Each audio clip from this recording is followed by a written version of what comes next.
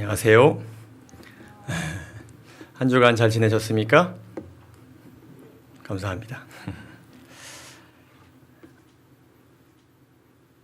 계속해서 다니엘 인물탐구 이어나가도록 하겠습니다. 7번째 시간이고요. 그리 아니하실 수도 있는 하나님이란 제목으로 함께 말씀을 나누도록 하겠습니다. 지난번에 함께 살펴보았던 3장 내용에 이어서 8절부터 있는 말씀을 보도록 하겠습니다. 제가 읽도록 하겠습니다. 그때에 어떤 갈대아 사람들이 나와 유다 사람들을 참소하니라. 그들이 느부갓네살 왕에게 고하여 가로되 이제 몇 유다 사람 사드락과 메삭과 아벳느고는 왕이 세워 바벨론 도를 다스리게 하신 자연을 왕이여 이 사람들이 왕을 높이지 아니하며 왕의 신들을 섬기지 아니하며 왕이 세우신 금신상에게 절하지 아니하나이다. 이제는 많이 익숙한 이 갈대아 사람들 누구인지 기억나십니까? 우리가 초반에 다루었던 것처럼 첫째로는 이 사람들은 당대 전 세계적으로 최고의 석학들이자 브레인들이었습니다. 그렇죠? 그리고 중요한 것은 지난 2장에서 다니엘 덕분에 목숨을 건진 사람들입니다. 이 사람들은 지금 선을 악으로 갚고 있습니다. 아주 참 못된 사람들입니다. 글쎄요, 자신들보다 이 유다 사람들이 그 2장의 일을 해결한 것에 대한 자존심이 많이 상했던 것 같습니다. 그러나 그들을 글쎄요, 이 유다 사람들을 곤경에 처하게 할 수도 있었지만 지금 이 절을 하지 않으면 죽게 될 것이라는 것을 알았음에도 불구하고 그들은 이 유다 사람들을 지금 죽음으로 내몰고 있습니다. 이 사람들이 이 유다 사람들의 약점을 잡기 위해서 얼마나 눈을 불을 켜고 항시 그들을 지켜보았는지를 우리가 알게 됩니다. 성경에는 크게 몇 가지 사건만 기록되어 있지만 이 유다 사람들이 살아가면서 생활 속에서 일하면서 얼마나 많은 방해들과 함정들이 있었을지 우리가 상상해 볼 수 있습니다. 참 서럽고 그죠? 참 힘겨운 일들이 많았을 것이라 생각이 듭니다. 때로는 참 유치하게, 때로는 내가 이렇게 살아야 하나라는 생각을 크게 가질 정도로 아주 힘겨운 순간들이 많았으리라 생각합니다. 이 갈대아 사람들은 지금 왕에게 왕이 세워서 바벨론 도를 다스리게 하신 그 2장 말미에 그 모든 일들을 해결하고 다니엘의 추천에 의해서 그들이 바벨론 도를 다스리게 된 그 혜택을 이들이 누린 것을 강조하고 있습니다. 다니엘은 그럴 만한 능력이 있었다라는 인정을 받았는지 모르겠지만 어쨌든 그들의 입장에서 이 세 친구들은 뭐야 저 사람들은 한 것도 없는데 저렇게 요즘 말로 낙하산이라 그러나요? 어디서 뚝 떨어져가지고 이렇게 중대한 직책을 맡고 난리야? 라고 좀 질투가 많이 유발되었던 것 같습니다. 이 사실들은 이 느부갓네살 왕이 어떻게 반응하나요? 느부갓네살 왕이 노하고 분합니다. 어떻게 이 사람들이 나에게 절을 하지 않을 수 있을까라고 아주 강하게 분노하고 있는데 이 왕이 이렇게까지 반응하는 데는 아마도 이 세 친구들은 절을 할 것이라고 생각했던 것 같습니다. 이 다니엘서 3장에 다니엘은 등장하지 않는데요. 여러 주석가들은 이 다니엘이 분명 100% 절을 하지 않을 것으로 판단하여서 이 왕이 이 자리에 이 다니엘이 없도록 했을 것이라는 해석에 대부분 동의합니다. 대신 이 왕은 이 세 친구들의 믿음은 다니엘에 비해서 아주 상당히 많이 과소평가했던 것으로 보입니다. 그러나 우리가 잘 알다시피 하나님께 대한 이 세 친구들의 믿음은 다니엘 못지 않았죠. 이제 세 친구들이 왕 앞에 서게 되었습니다. 이전에는 왕의 앞에 서진 않았지만 왕 앞에 서게 되었습니다. 다니엘에 이어서 대제국 바벨론 왕 앞에 이들이 서게 되었습니다. 왕은 그래도 이들을 한번 회유합니다. 세컨 찬스를 주려고 합니다. 뭐라고 이야기하느냐? 느부갓네살이 그들에게 물어가로되 너희가 내 신을 섬기지 아니하며 내가 세운 그 신상에게 절하지 아니하니 짐짓 그리하였느냐? 이제라도 너희가 내가 만든 신상 앞에 엎드려 절하면 좋거니와 너네들이 지금이라도 이 신상 앞에 절을 하면 참 좋겠다. 어떻게 보면 이들이 죽지 않기를 이 왕이 바라는 것처럼 보여집니다. 이어서 이야기하기를 너희가 만일 절하지 아니하면 즉시 너희를 극렬히 타는 풀무 가운데 던져 넣을 것이니 능히 너희를 내 손에서 건져낼 신이 어떤 신이겠느냐 이렇게 말하고 있습니다. 지금 이 왕에게는 분명한 목적이 있습니다. 이 신상을 세운 목적이 있고 사람들에게 이 신상에게 절을 하게 하는 분명한 목적이 있습니다. 그것은 모든 사람들이 자신과 자신이 믿는 신 앞에 굴복시키는 목적이 있습니다. 그 목적을 이루는 데 있어서 이들은 지금 굉장히 큰 골칫거리입니다. 혹은 기회입니다. 이들을 굴복시켜서 자신이 세운 그 목적을 더 원대하게 이루는 것처럼 보이게끔 만들 수 있는 또 하나의 기회이기도 한 것입니다. 그래서 영감의 글을 보게 되면 이렇게 기록하고 있습니다. 왕은 위협적으로 그들을 군중과 어떻게 하려고 했다? 연합시키려고 노력하였다. 대다수가 왕이 세운 그 목적에 동의하고 있는데 그것에 이 소수의 유다 사람들을 같은 뜻으로 연합시키려고 지금 이 느부갓네살 왕이 노력하고 있습니다. 어쨌든 제 왕이 분명한 하나의 정치적인 목적을 세웠고 모두가 이에 동의하고 따르는 이 시점에서 이 세 친구들의 생사를 걱정해 줄 사람은 아무도 없습니다. 오히려 주변 모두가 이들의 죽음을 오히려 간절히 바라고 있습니다. 이러한 상황 가운데서 세 친구들에게 다시 한번 자신의 선택을 번복할 수 있는, 바꿀 수 있는 기회와 그리고 죽기 전에 최후의 말이 되거나 마지막이 될 수도 있고 혹은 기회의 말이 될 수도 있는 마지막 기회가 그들에게 발언의 기회가 주어집니다.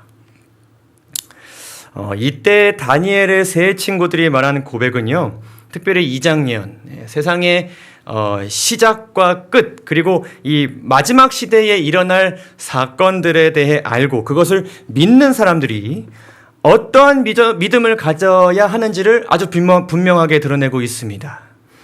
특별히 이 기독교, 우리가 믿는 이 기독교가 어떠한 종교인지, 우리가 어떤 하나님을 믿고 있는지를 아주 명확하게 보여주는 성경에서 정말로 중요한 성도들의 고백입니다. 자, 이 세 친구들이 어떻게 왕에게 고백하였는가? 16절부터 함께 보시도록 하겠습니다. 사드락과 메삭과 아벳느고가 왕에게 대답하여 가로되 느부갓네살 왕이여, 우리가 이 일에 대하여 왕에게 대답할 필요가 없나이다 라고 이야기하고 있습니다. 우리가 아무 말도 할 필요가 없습니다 라고 이야기하고 있습니다. 그들은 지금 그의 가족들과 나라를 무너뜨린 원수이자 현재 그들을 죽음으로 핍박하고 협박하는 왕에게 이런저런 그 어떤 논리적인 논쟁도 하기를 거부하고 있습니다. 또한 어떤 반항이나 싸움, 내가 죽을 때 죽더라도 당신에게 할 말은 하고 죽어야겠습니다. 저라면 그랬을 것 같습니다. 당신 얼마 전에 그 다니엘을 통해서 하나님께서 정말 중요한 메시지를 주셨는데 기억 안 나십니까? 당신 진짜 그러다가 큰일 납니다. 아주. 나중에 크게 후회할 것입니다. 당신 그렇게 사는 거 아닙니다. 하나님 나라를 그렇게 무찌르고 멸망시킨 대가를 당신이 아주 처절하게 받게 될 것입니다. 라는 이야기 등을 하려고 하는 태도조차도 보이기를 그들이 거부하고 있습니다. 우리는 그저 절하지 않을 뿐. 왕이 하고 싶은 대로 하십시오. 라고 고백하고 있습니다. 또한 구차하게 생명을 구걸하지도 않았습니다.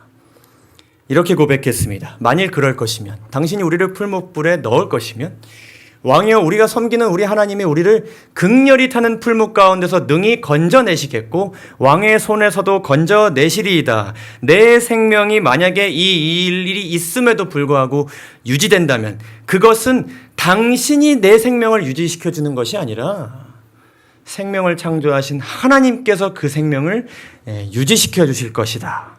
하나님께서는 그런 능력이 있으시고 반드시 그렇게 해 주실 것이라는 믿음의 고백을 그들이 하고 있습니다. 이 말씀은 이사야 시대에 이스라엘 백성들이 받은 하나님의 말씀이 생각나게 합니다. 43장 1절 2절에 있는 말씀입니다. 이스라엘아 너는 두려워 말라. 내가 너를 구속하였고 내가 너를 지명하여 불렀나니 너는 내 것이라. 내가 물 가운데로 지날 때에 내가 함께할 것이라. 강을 건널 때에 물이 너를 침몰치 못할 것이며 내가 어디 가운데로? 불 가운데로 행할 때에 타지도 아니할 것이요 불꽃이 너를 사르지도 못하리니 라고 약속하신, 그리고 실제로 그분의 자녀들을 지키셨고 그러하셨던 하나님께서 지금 그들을 지켜주실 것이라는 확신과 믿음을 그들이 고백하고 있습니다. 그리고 그들이 무엇이라고 말합니까?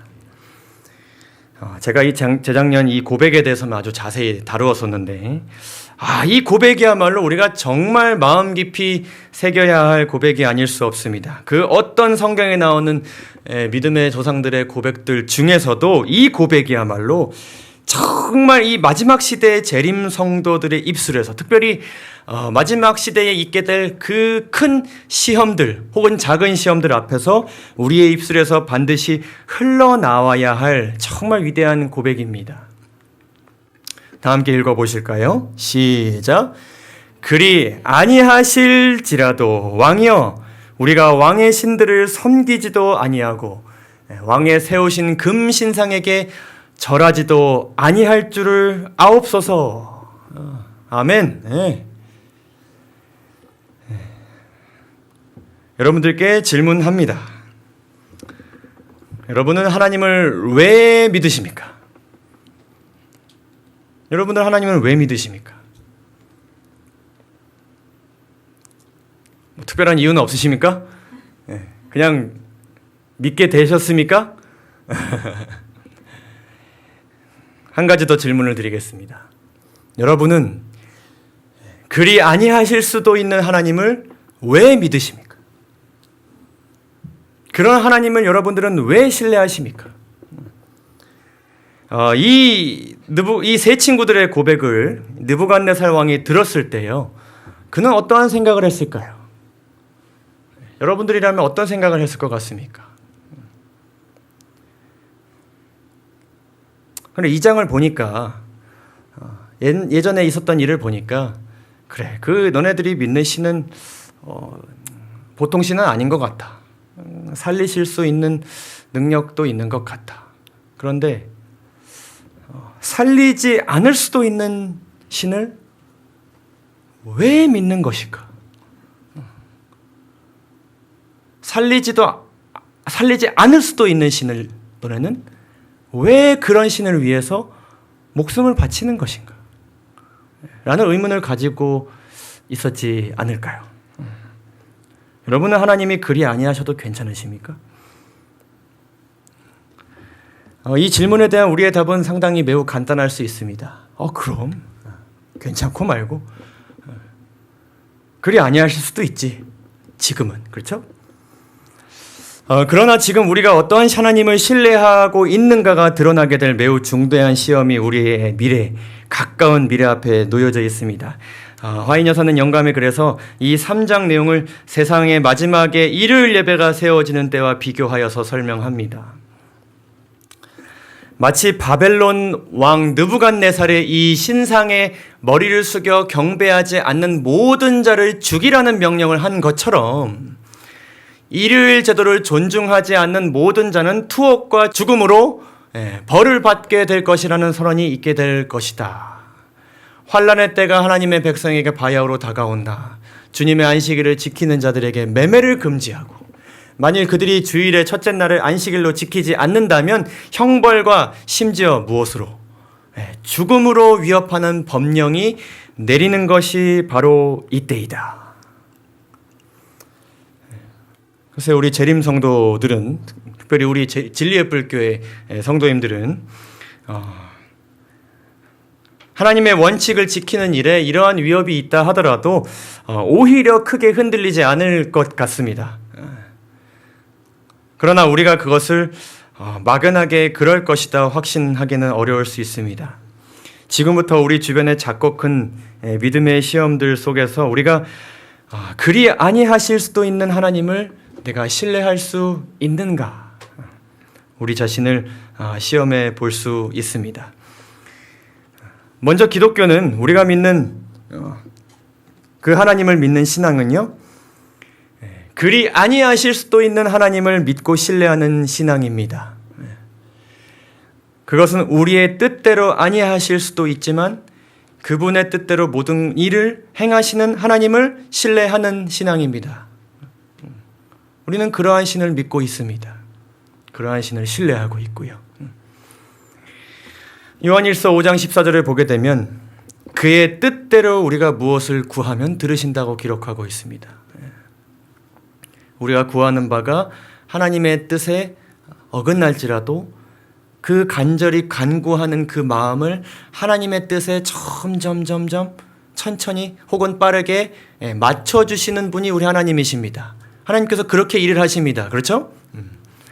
예수님께서도 이렇게 말씀하셨습니다. 내가 이 땅에 온 것은 내 뜻대로 온 것이 아니다. 나를 보내신 이의 뜻을 행하려 하는 것이다 라고 분명하게 말씀하셨습니다. 그리고 나의 원대로 마옵시고 내가 원하는 대로 이 일이 진행되지 않도록 해주시고 누구의 원대로? 아버지의 원대로 하옵소서. 예수님 또한 자신의 의지를 아버지의 뜻에 맞추려고 하셨습니다. 그래서 우리는 하나님의 뜻을 우리의 뜻에 맞추는 것이 아니라 우리 자신을 하나님의 뜻에 맞추어서 살아가는 사람들이죠. 아버지 하나님의 뜻이 확실하게 드러나는 것이 분명히 있을지라도 때로는 분명 지켜주신다고 하셨는데 아닌 듯한, 뭔가 무관심하신 듯한 그렇게 여겨지는 경우도 있습니다. 그러나 그 모든 하나님의 뜻이 우리를 영생이라는 최고의 복으로 이끄는 유일한 길이라는 것을 우리가 믿는 믿음을 가지고 살아가는 것이 기독교 신앙입니다. 여러분 이것에 다 동의하십니까? 그러나 우리는 우리의 죄된 욕심 때문에 자주 하나님을 우리의 뜻에 맞추려고 하고 그렇게 해주시는 하나님을 기대하곤 합니다. 사실 그것은 단순히 어떤 죄된 욕망, 욕심 때문이라고만은 할 수 없다고 생각합니다. 분명 절실하게 그런 하나님을 기대할 만한 상황이 개인에게, 가정에게, 교회에 있기 때문일 것입니다. 저희 아버지가 목회하시는 동안, 지금 학교에 계시니까 이제 없는데 일선교회에 계실 때 여름이 되면 그 교회 담임 목사님을 찾아오는 이제 분들이 계십니다. 그분들은 초등학교 6학년 자녀를 두신 주로 어머님들이십니다. 어머님들. 그분들이 왜 오시느냐? 홍 집사님 아시는 것 같아요. 우리 교단에서 운영하고 여기 가까운 한국삼육중학교는 매년 10월에 면접과 시험을 통해서 신입생들을 선발합니다. 지금은 잘 모르겠지만 제가 시험 볼 때 간단한 과목 시험도 있었고 또 면접도 있었습니다. 그래서 보통 초등학교 6학년 여름방학 때 이 시험을 준비하기도 하고 조금 일찍 준비하기도 하는데 이 면접에는 이제 교회와 신앙생활을 어떻게 하는지에 대한 질문이 들어있고 그리고 이제 과목 시험에는 성경 시험이 들어있습니다. 침례도 받아야 됩니다. 좀 까다롭습니까? 그래서 이제 여름이 되면 담임 목사님에게 교회를 다니시던 분들 혹은 잘 안 다니시던 분들 혹은 아예 안 다니시던 분들의 자녀들이 어머니와 함께 담임 목사님에게 상담을 받고 공부하고자 이제 찾아옵니다. 저희 아버지는 추천서도 써줘야 되고요. 공부를 시켜줘야 됩니다. 근데 어쨌든 거짓 답변을 하게 할 수는 없고 또 추천서에 거짓말을 할 수는 없으니까 그 준비하는 동안 이 어머님들과 자녀들이 정말 적극적으로 교회 생활을, 신앙생활을 하시도록 그렇게 유도합니다. 그러면 이분들이 정말 그 시험이 끝나는 그 순간까지 아주 열심히 교회를 잘 안 다니시던 분들도 열심히 교회에 나오시고 당번도 하시고 안내도 하시고 방문도 가시고 어린이집도 참석하시고 그러시곤 합니다. 그러다가 정말 참 성도가 되어서 침례를 받으시는 분들도 있고 또 그렇지 않으신 분들도 계십니다. 그런데 어쨌든 이분들이 하나님께 대한 그들의 진심이 드러나는 때가 있는데 언제일 것 같으십니까? 합격 발표가 날 때. 한 1년에 한 6, 8아이가 오면 한두 명이 불합격을 받습니다. 그러면 아주 난감한 상황이 옵니다. 그때부터는 이제 목사님뿐만 아니라 전 교인이 이 어머니와 아이의 눈치를 봐야 됩니다. 저희 아버지는 이제 무엇을 해야 되느냐? 그리 아니하실 수도 있는 하나님을 이 어머님들에게 설명해 드려야 됩니다. 대부분 너무 실망해서 내가 이것 때문에 하나님 다시 붙잡으려고 교회에 다시 오거나 혹은 나오게 되었는데 그 실망감이 너무 큰 것입니다. 떠나는 분들도 많이 계시고요. 글쎄 어떤 분들은 그냥 이제 한국 삼육 중학교가 주변에 평판이 좋으니까 좋은 거 가르치니까 그래서 보내시는 분들도 계시겠지만은 그러나 이 부모님들의 마음이 어쨌든 그 아이들의 다시는 그 돌아올 수 없는 중학교 생활을 하나님의 말씀을 전하는 학교에서 교육을 시키고 싶으신데 만약에 못 다니게 되었을 때 이 아이가 그냥 일반 학교에 가서 어떻게 성장할지 모르는 것입니다. 그렇죠? 무엇을 배우고 어떤 상황에 놓여질지 모르는 것입니다. 그러니까 막막한 것입니다. 그러니까 단순히 믿음이 부족하다 하기에는 아이를 키우는 입장에서 지금 여기 이제 다 7반 분들이신데 아이를 키우는 입장에서 그 3년이 너무나도 막막한 것입니다. 그런데 하나님께서 내 기도를 들어주시지 않으셨다. 와, 이거는 보통 시험이 아닌 것입니다. 어쨌든 이러한 시험들 우리의 현재와 미래에 큰 영향을 끼치는 것이 사실입니다. 지난번에 한번 말씀드린 적이 있지만 제가 여의도 순복음교회를 방문한 적이 있습니다. 다시 봐도 놀라운 광경입니다. 네, 참 압도되는 광경입니다. 근데 그때 지금 이제 돌아가신 분 말고 지금 담임 목사님께서 이제 설교를 하셨는데 그분께서 이제 그 기도 시간을 앞두고 이렇게 설교하셨습니다. 관절염을 가진 사람들 나을지어다. 아멘. 그 다음에 당뇨병을 앓고 있는 사람들 나을지어다. 아멘. 또 뭐가 있을까요? 심장 질환이 있는 분들 나을지어다. 아멘. 할렐루야. 그때부터 이제 열렬한 이제 기도의 시간이 시작되는 것인데 글쎄요, 좀 이 광경이 생소한 우리들에게는 조금 이제 글쎄요, 웃음이 나올 수도 있는 이야기이지만 그분들에게는 사실 절실한 기도입니다. 그렇죠? 내 심장이 나아야, 내 다리가 온전해져야, 내가 걸을 수 있어야, 그래야 하나님의 일을 더 많이 할 수 있기 때문입니다. 그래서 제 마음 가운데 걱정이 크게 들었습니다. 그분들을 바라보면서 정말 제가 태어나서 그렇게 열정적으로 기도하시는 분들은 처음 봤습니다. 근데 마음에 걱정이 되는 것입니다. 만약에 하나님이 저 기도에 응답하지 않으시면 어떻게 될까? 만약에 그 이후에 정말 큰 시험이 다가오게 되었을 때 이분들은 받아들이실 수 있을까? 마지막 시대의 큰 시험은 분명 하나님께 대한 경배의 일과 관련이 있습니다. 우리가 이를 다니엘과 요한계시록 예언을 통해서 분명하게 확인합니다. 아까 우리가 확인한 것처럼 그것은 우리에게 하나님을 경배할 것이냐 말 것이냐를 풀무불 앞에서 선택해야 하는 중대한 선택의 시험이 될 것입니다. 그런데 그러한 시험이 있을 때에 결국 우리가 위협받는 것은 무엇인가? 우리의 믿음이 시험받는 것이지만 그 시험이 우리에게 생각보다 훨씬 더 위험하고 큰 시험이 될 수 있는 그러한 이유가 무엇인가?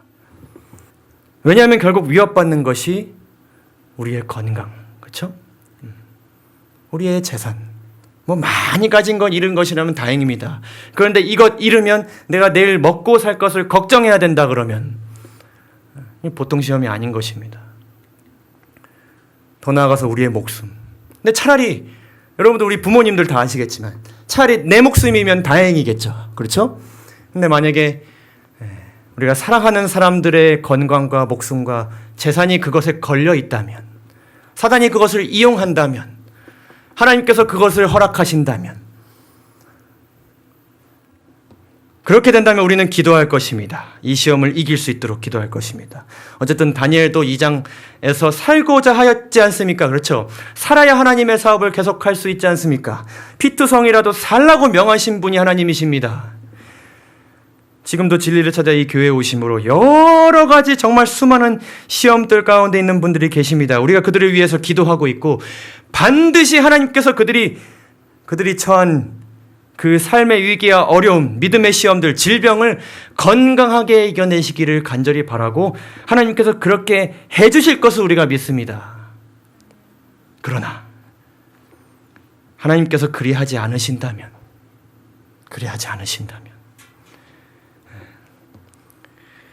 마지막 시대에 우리가 겪게 될 진정한 시험은 이것입니다. 우리가 바벨론 왕 앞에 절을 하라 마라, 그것이 가장 큰 시험일 수 있지만 더 큰 우리 내면의 시험은 이것입니다. 나는 여전히 그리 아니하시는 하나님을 신뢰할 수 있는가?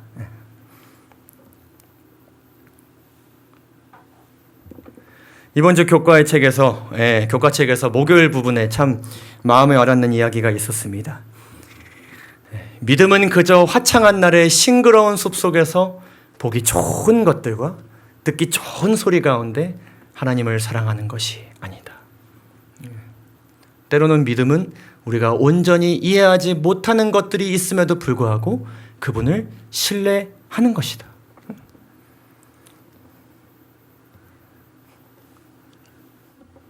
어려운 이야기들을 해서 참 죄송합니다. 하지만 그러한 시대 속에 우리가 살고 있는 그것은 현실입니다. 그렇기 때문에 우리가 더더욱 그럼에도 불구하고 그런 하나님을 신뢰하기 위해서 우리가 어떻게 해야 되는가? 그런 우리를 지켜주시기 위해, 굳건하게 잡아주시기 위해서 하나님께서 무슨 일을 하시는가에 대해서 우리는 반드시 살펴보아야만 합니다. 예레미야서 25장을 보게 되면 하나님께서 바벨론을 멸망의 대상으로 지정하신 것처럼 하나님의 백성들이 사는 나라 또한 멸망의 대상으로 지정하신 적이 있습니다.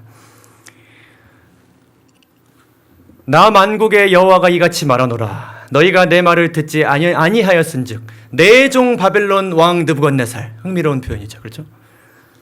불러다가 이 땅과 그 거민과 사방 모든 나라를 쳐서 진멸하여 어디를요?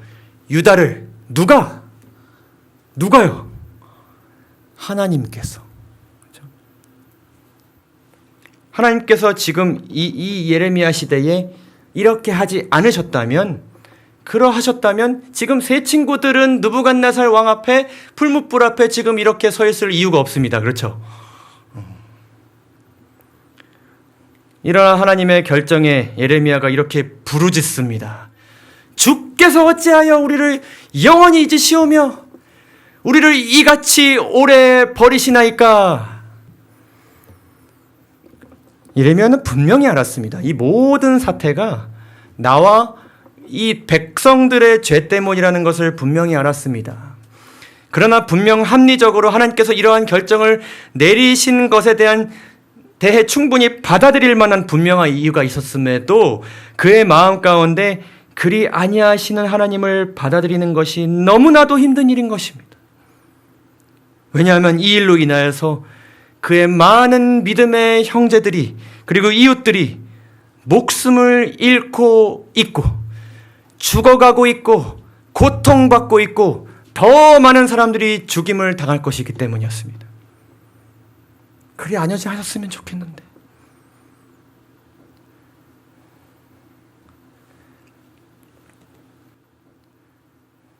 좀 더 힘든 이야기를 해야 됩니다. 마음의 준비를 좀 해주시기 바랍니다. 이러한 기사가 있습니다. 나이지리아 기독교인 올 상반기에만 3,000명 이상 피살. 이슬람 극단주의자들에 의해서. 여러분 이거 언제 기사인지 아십니까? 최근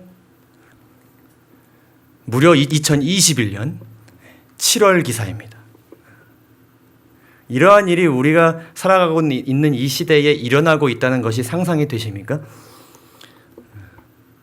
엊그제 일입니다. 이 사진은 그 죽임을 당한 분들의 시신을 다른 기독교인들이, 그리스도인들이 운반하고 있는 모습입니다.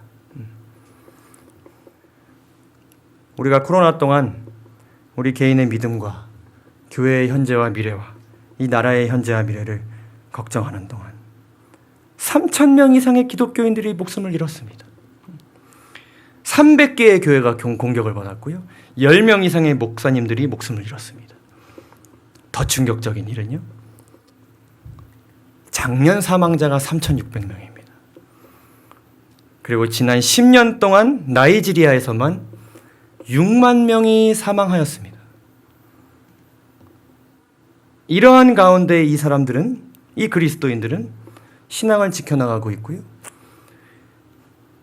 그들의 신앙을 자녀들에게 이어주고 있습니다.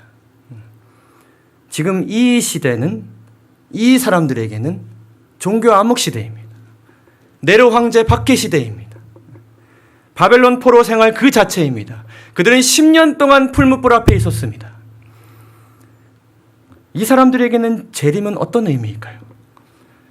믿음을 지킨다는 것은 어떤 의미일까요? 십자가는 어떤 의미일까요?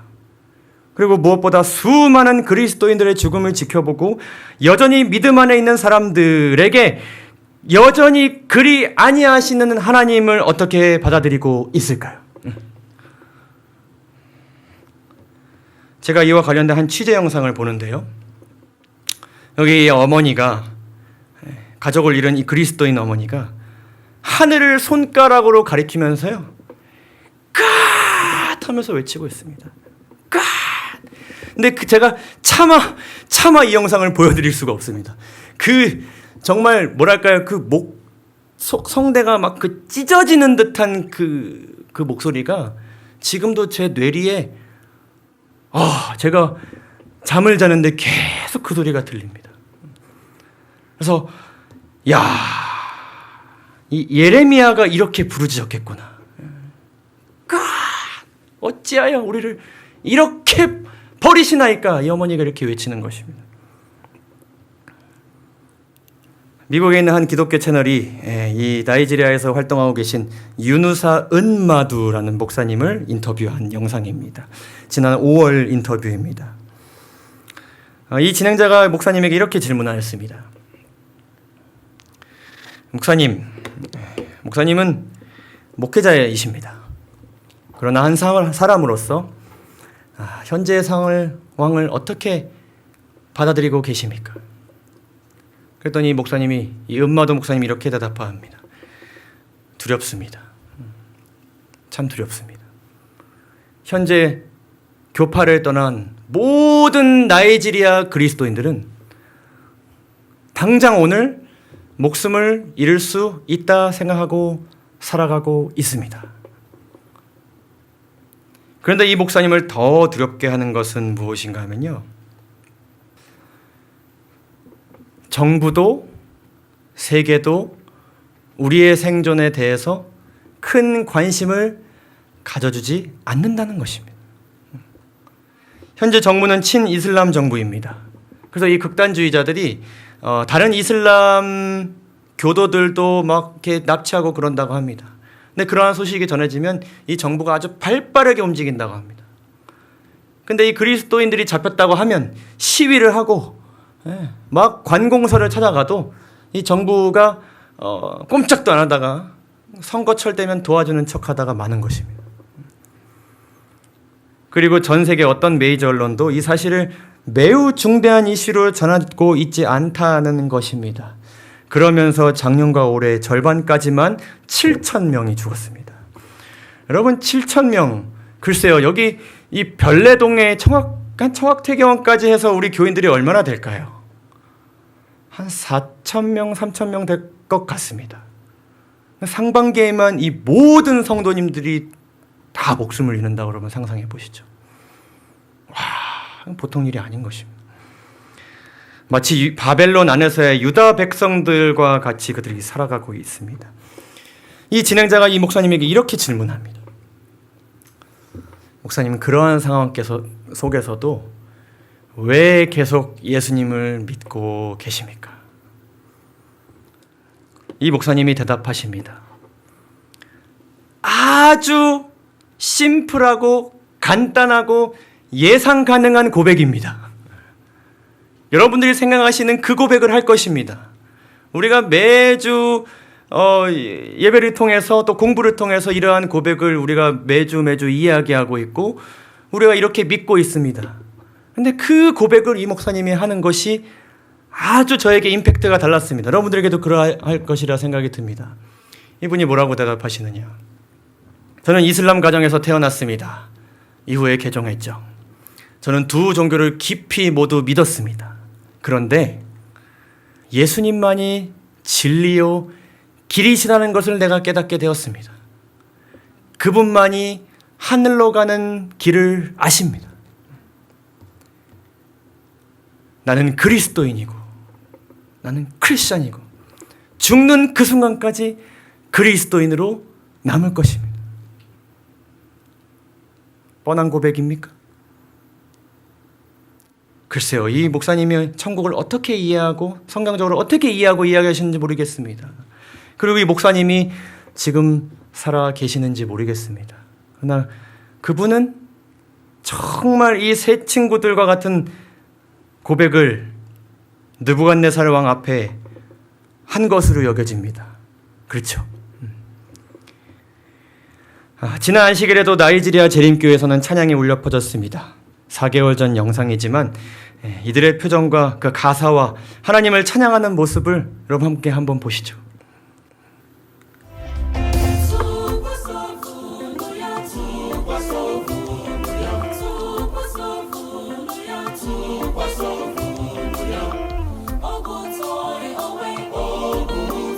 두려워 말라. 온 마음을 다해 주를 신뢰하라. 우리가 자주자주 부르는 노래들의 가사이지만 이분들은 하루하루가 이 가사가 반드시 하나님께서 이렇게 해주시기를 바라고 그들에게 이렇게 할 것을 지금 고백하고 있는 것입니다. 그들의 표정이 어떻습니까? 그들의 표정이 어떻습니까? 마치 천국에서 노래하는 것 같지 않습니까?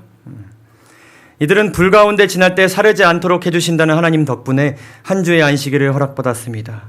그리고 다음 주 오늘 함께 이 찬양한 이 모든 이 형제들이 무사히 다음 안식일에 보기를 희망하고 기도했을 것입니다. 그러나 하나님이 그리 아니하실 수도 있습니다. 그러나 이 사람들은, 이분들은, 이 그리스도인들은, 이 재림 성도들은 다음 안식일에 주님을 경배하러 나오기를 주저하지 않을 것입니다.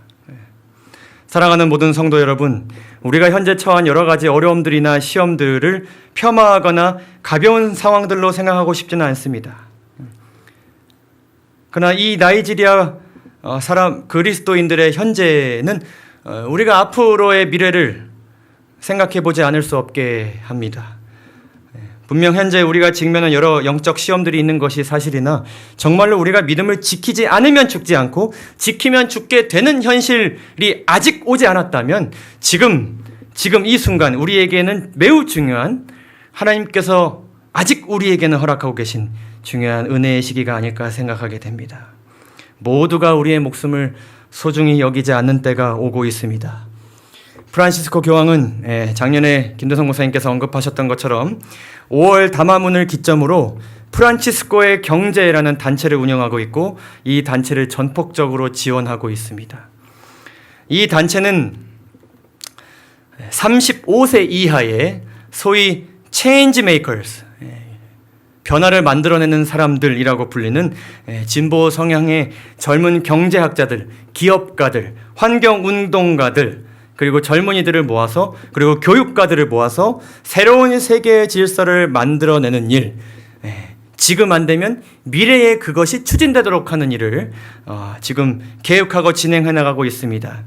이들을 추진하는 일은 전 세계 젊은이들을 하나로 모으는 것이고, 이를 위해 전 세계 젊은 교육자들을 하나로 모으려고 하고 있습니다. 그리고 그들을 모으는데 가장 핵심이 되는 주제는 여러분 잘 아시다시피 병든 지구를 되살리는 일입니다. 그 누구도 부인할 수 없고, 그 누구도 동참하지 않을 수 없고, 우리조차도 좋은 일이라 여겨질 만한 그러한 일로 그들이 여러 가지 일들을 추진하고 있습니다. 교황은 지난주 담화문에서 이렇게 이야기하였습니다. 새로운 경제 체제를 세우는 일에 젊은이를 독려했다. 어떻게 독려하였는가? 여러분들은 이 지구를 살릴 수 있는 마지막 세대입니다. 라고 이야기합니다. 그리고 무엇이라 얘기하느냐? 나는 지금 과장하는 것이 아니라고 그가 이야기합니다. 이 말 속에는 분명히 더 이상 그가 하려던 일을 지체할 수 없다는 강조가 들어 있습니다. 다음 세대에 그가 하려던 일을 절대로 어떻게 하지 않겠다, 넘기지 않겠다라는 각오가 분명히 들어 있습니다. 우리는 이러한 일을 추진하는 데 있어서 꼭 필요한 한 가지, 일요일 성수라는 것을 우리가 알고 있습니다. 이 교황이 얼마나 이를 강조하고 있고 이를 위해 여러 가지 일들을 준비하는지를 우리가 잘 알고 있습니다. 그러나 참 감사한 일은요, 이 모임과 관련된 모든 이슈들이 전 세계적으로는 참 큰 이슈인데요, 대한민국에는 전혀 이슈가 안 되고 있습니다. 여러 포털 사이트에 들어가도요, 이 모임에 대해서 자세히 이야기하는 것이 없고요, 자세히 기사를 다룬 것이 별로 없습니다.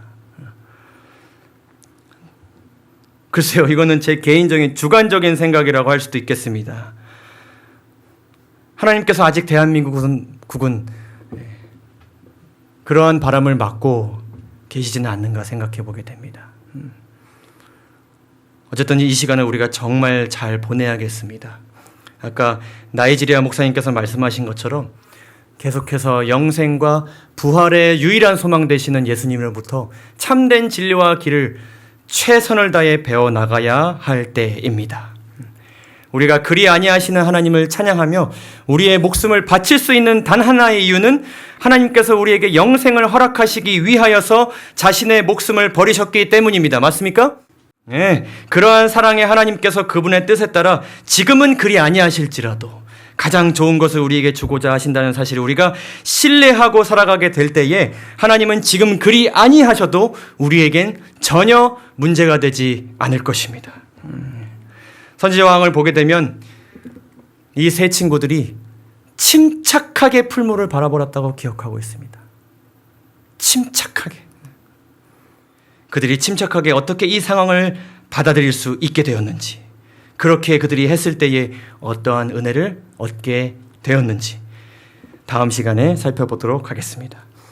모든 성도님들 평안한 안식일 되시고요, 다음 시간까지 여러분들 주님 안에서 늘 승리하시는 우리 모든 진리의 불교회 성도님들 되시기를 간절히 바라면서 오늘 말씀을 마치도록 하겠습니다. 감사합니다.